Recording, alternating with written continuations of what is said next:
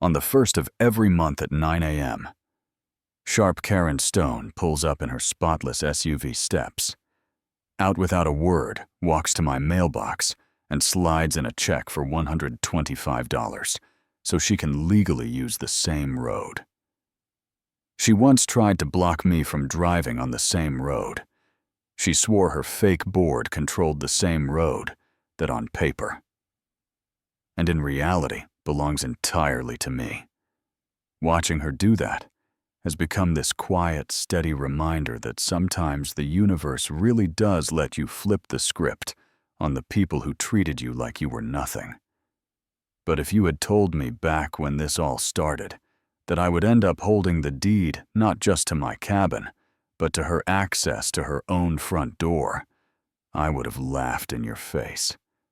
My name is Tom, and before the forest, before the dirt road, before Karen, I was just a tired guy from a subdivision outside Columbus, slowly getting ground down by a homeowners association that acted like they owned my lungs.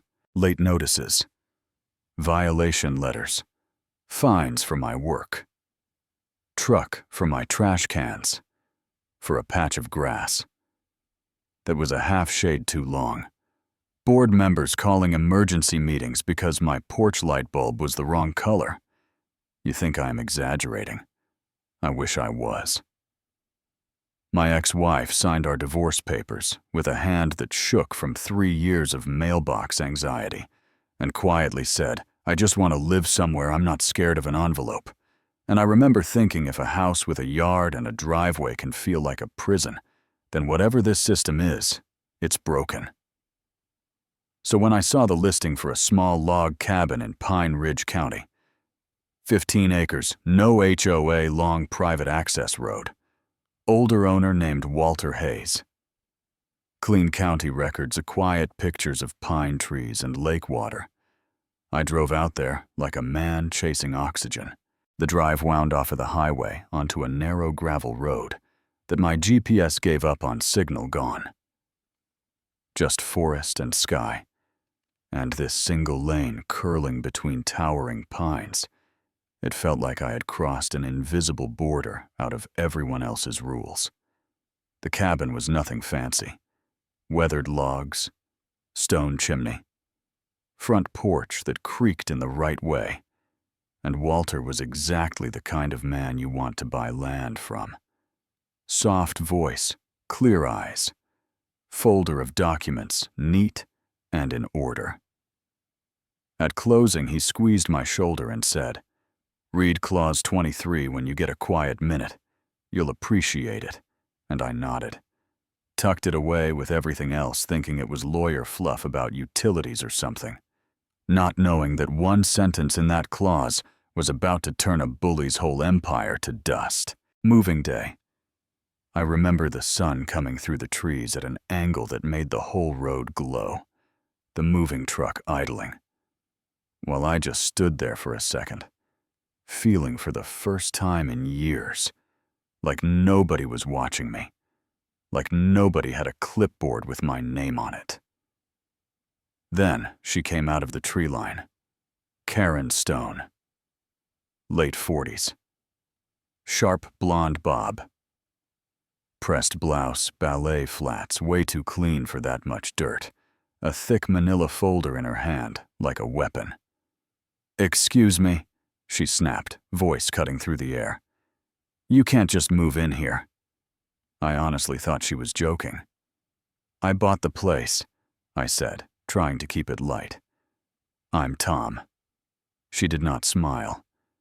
"This is a private community," she said, already walking past me to look at the truck, like it had personally offended her. "I am the president of the Pine Ridge Community Board. No one takes occupancy without board approval orientation and road use agreements. Where is your authorization packet?" And that old HOA tension hit the back of my neck like ice water. I went to the glove box, pulled out my folder. "Here's my deed recorded last month. No HOA," I told her. She flipped a page, shut it with 2 fingers, like she was swatting a fly. Paper does not override established community standards, she said. If you are using our road, you are under our authority. Then, in front of my movers, she called someone on speed dial. Brad, it's happening, she said, eyes locked on me. We've got unauthorized occupants at Walter's old place. Get the board tonight. Hung up. 7 p.m., my house, she told me. Mandatory orientation. If you skip it, do not be surprised by consequences. Then she power-walked back into the trees like a villain exiting stage left. The movers stared at me. I felt that familiar mix of embarrassment and anger. But I also had one card I didn't use last time I knew enough now to check the records myself. I told the crew to keep unloading. That night, I finally read Clause 23. In one dry paragraph, it spelled out that the parcel included full ownership of the existing private access road from the county highway all the way up to my cabin, including ingress, egress, and rights of way.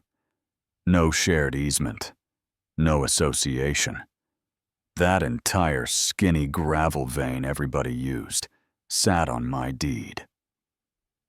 I didn't say a word yet, but something inside me sat up a little straighter. Karen's board meeting was held in her living room, which she'd staged like a tiny courtroom. Folding chairs in rows, a card table up front, a dollar store gavel, a printed sign that said, Pine Ridge Community Board, like she'd ordered a fantasy off the internet. To her left, a tired man I later learned was her husband Brad to her right. Susan, the secretary, flipping through blank forms. Karen gave a speech about protecting property values, standards, and mandatory contributions for road upkeep. She pointed at me with a laser pointer like I was a chart. As of now, she said, new residents pay $200 a month for road maintenance, community services, and enforcement. Refusal to comply will result in restricted access. I asked one simple thing, keeping my voice calm, so it didn't sound like the HOA years tightening my throat. Can you show me your incorporation documents, any county recognition, anything that says this board exists in law? She didn't flinch. We are a private community, she said. We operate on good faith. Yeah, I'd heard good faith used like duct tape over a scam before. I told her I'd be happy to look at any real documents she could provide, and when she had them, we could talk. She hit the gavel like she'd made a ruling. The next morning, bright orange cones blocked the road just below my place, and a sign that tried very hard to look official read, Pine Ridge Community Road, residents only, guest access, $50. Karen sat there in the lawn chair with a clipboard and a camera, like a one-woman toll booth. When I rolled up, she stepped in front of my truck. Until your balance is cleared, she said, you are not permitted to use this road. You are trespassing on community property. I hit record on my phone, rested it on the dash. Move the cones, Karen, I said. You are not in charge of this road. She smirked. That's where you're wrong. I eased around her cones, slow, careful, and her face went bright red as she filmed my plate like she'd just caught a fugitive. For the next couple of weeks, it became harassment dressed up as procedure. Tickets under my wiper for excessive dust, unauthorized entry, failure to attend board proceedings, envelopes with red stamps that said past due, emails about ongoing violations copied to half the neighborhood. She printed my name on incident logs and slid them into other people's mailboxes. It was Maple Harbor all over again, just with more trees and fewer suits. This time, I didn't scream, didn't slam doors. I drove to the county recorder's office with my folder. The clerk pulled the records, traced the map with her pen. This road, she said, is entirely on your parcel. No association filings here. No easements recorded. No road district. If someone says they own this road, they're mistaken or lying. I hired a property attorney, Michael, who specialized in this kind of mess. He reviewed everything cross-checked, then leaned back and said, "Tom, you own that road. Her board has zero legal standing. But before you swing, you build a record.